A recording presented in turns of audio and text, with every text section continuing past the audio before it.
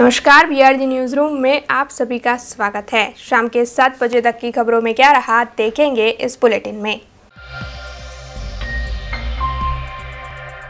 बीते कई वक्त से वडोदरा शहर से आग लगने की घटनाओं की कई खबरें सामने आ रही है। ऐसे में दमकल विभाग की ओर से जगह जगह पर फायर एनओसी है या नहीं उसकी जांच जारी है। उसी के चलते आज दमकल विभाग की टीम गांधीनगर गृह के सामने मौजूद सीटाडेल बिल्डिंग पर पहुंची। वहां पर दमकल विभाग के अधिकारियों की ओर से फायर एनओसी होने की जांच की गई, जहां पर अधिकारियों को ये पता चला कि इस बिल्डिंग में फायर एनओसी नहीं है और उसी के चलते अधिकारियों की ओर से इस बिल्डिंग को सील कर दिया गया। वैसे दमकल विभाग के अधिकारियों का ये कहना है कि शहर में हर जगह पर उनकी ओर से जांच की जाएगी और जहां पर भी फायर एनओसी नहीं होगी उस जगह को सील कर दिया जाएगा। जब तक बिल्डिंग की ओर से एहतियातन कदम नहीं उठाए जाएंगे तब तक बिल्डिंग सील रहेगी। અત્યારે વડોદરા શહેરમાં ગાંધીનગર ગૃહની સામે સિટાડેલ કોમ્પ્લેક્સ નામની કોમર્શિયલ બિલ્ડિંગ આવી છે। આ બિલ્ડિંગની અંદર 66 જેટલી દુકાનો કાર્યરત છે। દુકાનોની અંદર અને જાહેર જનતાની સલામતી માટે અગ્નિ નિવારણ અને આગ ઓલવવાના સાધનો વસાવ્યા નથી, જીવન સુરક્ષાના ઉપાયો વસાવ્યા નથી। પાછલા 1 વર્ષથી આ બિલ્ડિંગની અંદર નોટિસો આપવામાં આવી રહી હતી વડોદરા ફાયર બ્રિગેડ દ્વારા, તેમ છતાં પણ ગંભીરતા દાખવી નથી। અત્યારે ગુજરાત સરકાર હાઈકોર્ટનો હુકમ છે, વડોદરા શહેરના chief fire officer Parth Brahmbhatt સાહેબના હુકમના આધારે આ બિલ્ડિંગને વીજ જોડાણ કાપી બિલ્ડિંગ સીલ કરવામાં આવ્યું છે। દરેક બિલ્ડિંગ જેની અંદર અગ્નિ નિવારણ અને જાહેર જનતા અસલામત છે, ફાયર પ્રોટેક્શન સિસ્ટમ વસાવી નથી અને જેમ જેમ ઉચ્ચ અધિકારીઓનો હુકમ મળશે તો તમામ બિલ્ડિંગોને સીલ કરવામાં આવશે। જ્યાં સુધી અગ્નિ નિવારણ આગ ઓલવવાના સાધનો વસાવશે નહીં ત્યાં સુધી એમને આ બિલ્ડિંગનું સીલ કરવામાં કાર્યરત હતી। સિટાડેલ કોમ્પ્લેક્સ છે, શું કામ કરવામાં આવે તો પાઇપ લગાવવામાં આવ્યા હતા ફાયર સેફટી માટેના ને એ વખતે જે કામગીરી થઈ એ લોકો સંતુષ્ટ થઈને ગયા છે। એના પછી હમણાં નવું કંઈક કાઢ્યું છે, એ વિગતો જણાઈ નથી કે શું વિગતો છે। અમને તો એક બી નોટિસ નથી મળી, ક્યાં આપી ગયા છે ખબર નહીં। અમારી બી અહીંયા દુકાન છે, અમારા હાથમાં જ કોઈ નોટિસ આવી નથી। એ લોકો જે જણાવ્યું અમે લગાવ્યું, એ લોકો ઇમ્પ્રૂવ કરી ગયા છે બધો। તો એના પછીનું શું છે તે અમારા હાથમાં કોઈ કાગળ આવ્યું નથી, એ કોને આપી જાય છે ખબર નહીં। અમારી એક પણ સહી એમાં નથી અમારી દુકાન લેખે। તો ઘણું બધું થાય ને એકનું નહીં, આ 72 દુકાન છે ને, એકમાં 5-5 માણસ ગણો નોકરી કરતા તો 400 માણસનો સ્ટાફ તો એ જ થઈ જાય છે ખાલી। એના સિવાય દુકાનદારો અલગ, દુકાનો ચાલુ રાખવામાં આવશે કે એમના કોઈ મેઇન ગેટ નથી કે सील કરી શકો। शहर में मौजूद सयाजी बाग जू में एक शेरनी थी जिसकी हाल ही में मौत हो गई है, जिसके चलते सयाजी बाग जू के प्रशासन की ओर से ये फैसला लिया गया कि जूनागढ़ से शेरों के 2 बच्चे जू के लिए मंगवाए जाएंगे और उसी के चलते कल रात 2 बजे शेर के ये 2 बच्चे वडोदरा शहर पहुंचे। कई साल पहले भी जूनागढ़ से इस शेरनी जिसकी हाल ही में मौत हुई है उसे मंगवाया गया था और तब से लेकर अब तक सयाजी बाग जू में ये एक ही शेरनी मौजूद थी जिसकी हाल ही में मौत हो गई। ऐसे में अब जूनागढ़ से शेरों के और 2 बच्चों को मंगवाया गया है और अगले 7 दिनों तक इन बच्चों को क्वारंटाइन किया जाएगा। इस मामले में सयाजी बाग जू के क्यूरेटर प्रत्युष पाटणकर ने ज़्यादा जानकारी दी है। नमस्कार, मारे वडोदरा शहरीजनों ने जणावता आनंद थाय छे के वडोदरा जू में घणा समय पछी सिंहनी एक नवीन जोड़ी जूनागढ़ चकरबाग जू थी लाववामां आवेली छे। सदर जोड़ी जे हाल अत्यारे क्वोरंटाइन पीरियड में छे અને અંદાજિત 15 દિવસ પછી અપેક્ષા છે કે વડોદરાના શહેરીજનો એને નિહાળી શકશે। ઉંમર બહુ આ વખતે બહુ સારી કહેવાય અને આપણે સબ એડલ્ટ કહી શકીએ છીએ। આ 2 વર્ષથી નાના 2 બચ્ચા કહેવાય પણ આકારે તો મોટા થઈ ગયા છે અને બંનેની ઉંમર અંદાજિત 1 વર્ષ 8 મહિના જેવી છે અને બહુ યંગ પેર છે અને આપણે આશા રાખીએ છીએ કે આપણા ત્યાં હવે આવનાર સમયમાં સિંહનું ઘણું સારું આપણને રિઝલ્ટ મળે એવી અમે આશા રાખીએ છીએ। शहर के पोलो ग्राउंड पर हर साल तिबेटियन मार्केट आयोजित होता है, जहां पर सर्दियों के मौसम में सर्दियों के कपड़े मिलते हैं। हालांकि पिछले साल कोरोना के चलते इन व्यापारियों को काफ़ी नुकसान हुआ था, लेकिन इस साल मार्केट के शुरू होने के तुरंत बाद से ही व्यापारियों की ओर से अच्छे व्यापार की आस जताई जा रही थी। हालांकि सर्दियों के मौसम की शुरुआत तो कब से हो चुकी है, लेकिन अब कड़ाके की ठंड पड़ रही है। ऐसे में बीते 2 दिनों से स्वेटर खरीदने के लिए बड़ी तादाद में लोग मार्केट में जा रहे हैं, जिसके चलते व्यापारियों में काफ़ी खुशी का माहौल है। जी, ये कला भवन ग्राउंड है, सरदार वुलन मार्केट, तिब्बत बाज़ार के साथ में हमारा सरदार वुलन मार्केट है। और बाकी रही ठंडी की बात, मैं थोड़ा पीछे जाऊंगा। 2 साल का आपको पता है कैसे परेशानी रही है कोविड को देखते हुए, तो उसमें परेशानी बहुत हुई गए साल भी, उससे पहले भी। तो इस साल थोड़ा उम्मीद है और ठंड भी थोड़ी निकली हुई है, कस्टमर भी आ रहे हैं, तो इस बार रिस्पॉन्स हर 2 साल से इस बार बेटर है, रिस्पॉन्स अच्छा है इस बार। और दूसरा, हमारे पास गर्म कपड़े सभी है, तिब्बत वालों के पास जैसा ऐसे ही सेम हमारे पास है। पूरा माल लुधियाना बनता है, उनका माल भी लुधियाने से आता है और हमारा माल भी लुधियाने से ही आता है। स्वेटर हो गया, ब्लैंकेट हो गया, जैकेट हो गया, थर्मल हो गया, बच्चों के बूढ़ों के सभी का यहाँ पे गर्म कपड़ा मिलता है और सही रेट से मिलता है हमारे। जी, बस बड़ौदा वासी को तो यही देना, मतलब एक सूचना देना चाहूँगा मैं, एक भाई यही है भाई, जिससे कोविड की 2 साल गया है, भगवान चलो जो भी टाइम बचा है भाई, हमको भी टाइम जो मिला है आगे भाई, इसमें पुराना भुला करके आगे अपने काम पे थोड़ा ध्यान दें हम लोग, और सभी लोग ध्यान दें। भगवान से आप प्रार्थना करते हैं भाई, ये बीमारी अभी जो चल रही है भाई ख़त्म हो जाए बिल्कुल, और नॉर्मल ज़िंदगी आ जाए। पटरी पर ज़िंदगी मुश्किल से आई है, तो यही भगवान से दुआ करते हैं हम ऊपर वाले से, भगवान कि सभी को बस सुख शांति दे, भगवान सबको अच्छा रखे और अपना बराबर से चलता रहे। जी, हमारा जो भावताल पहले था उससे ही भी कम भावताल है। तिब्बत वालों से हमारा जो बजा हमारा भाव है कम से कम 50% 70% हमारा भाव है तिब्बत वालों से, और सेम माल हम आपको देंगे। ये तिब्बत का माल नहीं होता, मैं बार बार बोलता हूँ, तिब्बत में कोई माल बनता ही नहीं है। ये माल दिल्ली और लुधियाना का ही माल है, खाली बेचने वाले उत्तरांचल के वो है वहाँ पे, वो बेचते हैं। हम लोग इंडियन है, हम इधर बेचते हैं, माल सब लुधियाना का ही है, उचित भाव से माल मिलता है। और आप आइए, सभी से रिक्वेस्ट है, मोस्ट वेलकम सबको मेरी रिक्वेस्ट है, आप आइए और सही हिसाब से हम लोग उनको माल देंगे।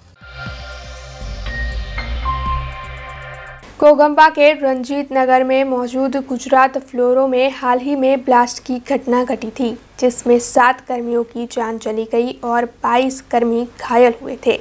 ऐसे में all India United trade union centre के कर्मियों की ओर से इस जगह पर जाकर तहकीकात की गई। आसपास के निवासी और वहां के कर्मियों के साथ बातचीत करने पर उन्हें पता चला कि इस कंपनी में पहले भी ब्लास्ट की ऐसी कई घटनाएं घट चुकी है और कंपनी में कई जगहों पर जांच की ज़रूरत है। ऐसे में आज all India United trade union centre की ओर से deputy commissioner of labour AN Todia साहब को आवेदन पत्र देते हुए इस जगह पर ज़रूरी जांच करवाने की मांग की गई। आप जानो छो 16 तारीखे गुजरातना जे घोगंबा विस्तार है पंचमहाल जिला में, एनी पासे रंजीतनगर पासे एक कंपनी है गुजरात फ्लोरोकेमिकल लिमिटेड। एमा बहु मोटी एक्सिडेंट थी, रिएक्टर में ब्लास्ट थी, जेमा जे जाहिर करवामां आवी छे ए प्रमाणे 7 जणाना मृत्यु थया छे, 22 जणानो अकस्मात में ईजा पहोंची छे। अमे आ समग्र घटनानी जात तपास माटे हूँ पोते અને અમારા કાર્યકર સાથી Inderjit Singh Grover All India United Trade Union Centre જે યુનિયન છે રાષ્ટ્રીય ટ્રેડ યુનિયન એના વતી ત્યાં અમે તપાસ માટે ગયા હતા। એમાં જે તપાસમાં જે બહુ મહત્ત્વના તથ્યો બહાર આવ્યા છે એ તથ્યોને લઈને અમે આજે આવેદનપત્ર અહીંયા ડેપ્યુટી લેબર કમિશનર મારફતે ગુજરાતના શ્રમ મંત્રીશ્રીને આપવા જઈ રહ્યા છે, જેમાં અમે ખાસ કહેવા માંગીએ છીએ કે એક તો આજથી 1.5 થી 2 મહિના પહેલાં एक कामदारों ने गैस लीकेज थता मृत्यु थया छे। साथे साथे 10 दिवस पहला आज कंपनीना अंदर आज रिएक्टर में ब्लास्ट थया हता अने एने अवगणना करीने अदेखाई करीने तंत्रना बेदरकारी करो कहो कि कंपनीना मालिक अने मैनेजमेंटना निष्काळजी कहो, आ घटना पाछळ ए जवाबदार छे गुजरात में लेबर कमिशनर थी मळीने फैक्टरी इंस्पेक्टरनी जे डायरेक्टर एनी अछत जे स्टाफ भर्ती करवा जोईए ए थतुं नथी, एना कारणे एने कोई तपास नथी। अने आप जुओ कि त्यां जे कॉन्ट्रेक्टना कामदारो काम करे छे तेओने ना तो अहींया जे प्रोडक्शन थाय छे, जे केमिकलनी उत्पादन थाय छे एनी कोई जाण करवामां आवे छे अथवा ए लोकोने सेफ्टी सुरक्षा बाबते कोई ट्रेनिंग पण आपवामां आवती नथी। अने आ घटना पछी घणा बधा कॉन्ट्रेक्टना कामदारो पोताना वतन एटले के यूपी अने बिहार जता रह्या छे, जेथी मरणना साचा आंकड़ा खबर पड़े नहीं। अमे अहींया मांग करी छे, एक तो जे सीटनी रचना करवामां आवी छे आ सीटनी अंदर पुलिस इंस्पेक्टरो छे DYSP रेंकना, ए खूब ज आवकारदायक छे, परंतु साथे साथे जुडिशियल लेवलना एक व्यक्ति अहींया होवुं जोईए एनी निष्पक्षता माटे, साथे साथे लेबर ऑफिसमांथी एक जण होवुं जोईए, अने त्रीजुं एक નિષ્ણાત આ બાબતના નિષ્ણાત પણ ત્યાં હોવું જોઈએ, જેથી આ બાબતે ખબર પડે. અને સાથે સાથે કંપનીના અંદર CCTV કેમેરા હોય છે ગેટમાં, ત્યાં ફિંગરપ્રિન્ટ લઈને કામદારોને અંદર જવા દેવામાં આવે છે. એથી એની જો જાણકારી તપાસ કરવામાં આવે તો કંપનીમાં કેટલા લોકો ગયા હતા અને એની સાથે કેટલા લોકોની ઉપસ્થિતિ દર્જ થઈ છે અત્યાર સુધી, કોણ કોણ સલામત છે, તો ખબર પડે સાચી રીતના કે કેટલા જણાને માર્યા ગયા છે, કેટલા લોકો ઈજાગ્રસ્ત થયા છે. मशहूर अंतर्राष्ट्रीय आर्टिस्ट स्वर्गीय तनसुख महिजा को ट्रिब्यूट देने के लिए फैकल्टी ऑफ आर्ट्स पर एल्यूमिनाई एसोसिएशन की ओर से एग्जीबिशन का आयोजन किया गया है। अंतर्राष्ट्रीय तौर पर मशहूर होने वाले शहर के आर्टिस्ट स्वर्गीय तनसुख महिजा को अनोखे तरीके से ट्रिब्यूट देने का आयोजन किया गया।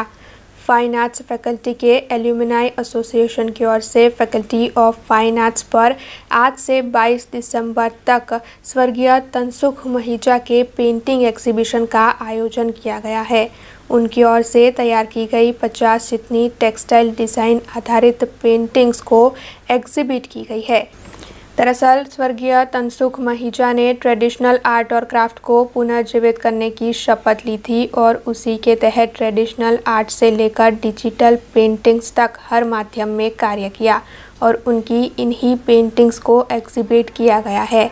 आ एग्जिबिशन मारा फादर इन लॉनु छे जे 1964-65 में अँ बरोड़ा MS यूनिवर्सिटी में एमणे अभ्यास करेलू पेंटिंग्स डिपार्टमेंट में। एमना पछी एमणे डिप्लोमा कर्या पछी डिग्री करवा माटे अमदावादनी NID national institute of design में एमणे 2 वर्ष सुधी त्यां एमणे कोर्स कर्यो अने एकदम बरोडाना आर्टिस्ट तरीके एमणे सारामां सारुं नाम कमाव्युं।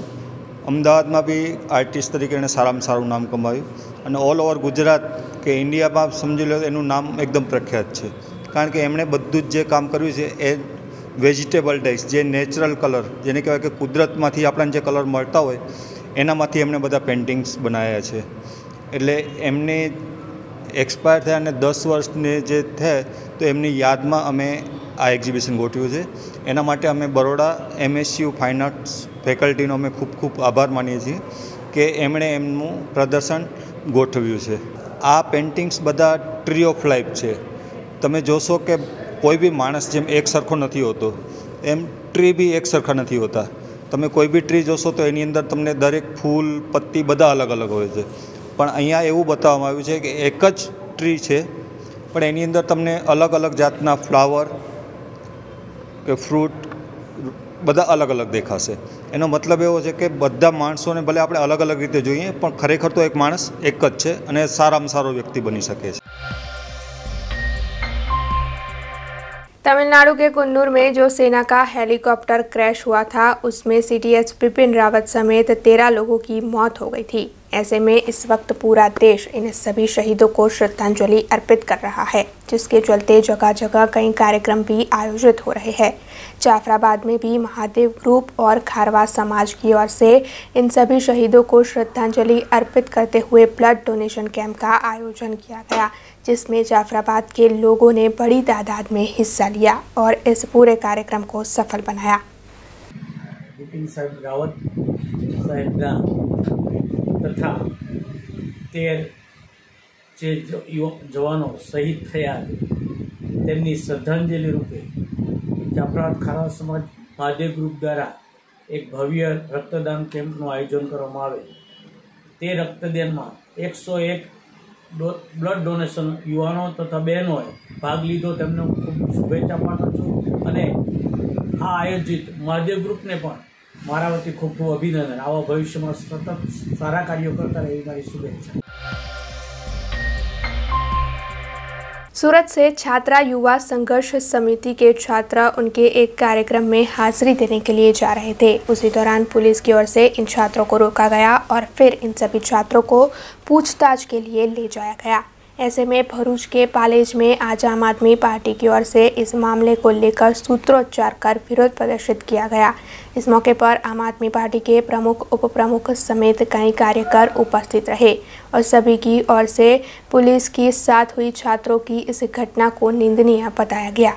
આ બસ ડિટેન કરવાનું રીઝન એવું છે કે સુરતથી CYSS એટલે કે યુવા છાત્ર સંઘના વિદ્યાર્થીઓ અમદાવાદ ખાતે એક વિદ્યાર્થીઓનો કોઈ પ્રોગ્રામ હોય એમાં જઈ રહ્યા હોય તો પાલેજ ખાતે સરકારના ઇશારે આ વિદ્યાર્થીઓને બસને સરકારના ઇશારે પોલીસ દ્વારા રોકવામાં આવી છે તે ખૂબ નિંદનીય બાબત છે। જ્યારે કોઈ પણ સરકારી પ્રોગ્રામો પાર્ટીના જ્યારે કોઈ પ્રોગ્રામ હોય તો સરકાર પોલીસના ઇશારે આમ આદમી પાર્ટીને હેરાન પરેશાન કરવાનો પ્રયાસ કરે છે, ખૂબ નિંદનીય બાબત છે। પરંતુ આ આમ આદમી પાર્ટીના ક્રાંતિકારી અને સંઘર્ષ કરનારા યુવાનો છે, ના લાઠીથી ડરશે કે ના ગોળીથી ડરશે, જે પણ પ્રોગ્રામો છે કરશે। આ ખૂબ ખોટું પગલું છે। સરકાર જ્યારે પણ સરકાર જબ ડરતી है तो पुलिस के आगे करते हैं। એમ આજે પણ આ વિદ્યાર્થીઓને પાલેજ ખાતે સુરતથી અમદાવાદ જઈ રહેલા વિદ્યાર્થીઓને પાલેજ ખાતે રોકી અને ડિટેન કરવામાં આવે છે, ખૂબ નિંદનીય પગલું છે। આમ આદમી પાર્ટી આ પગલાને સખત શબ્દોમાં વખોડો છે।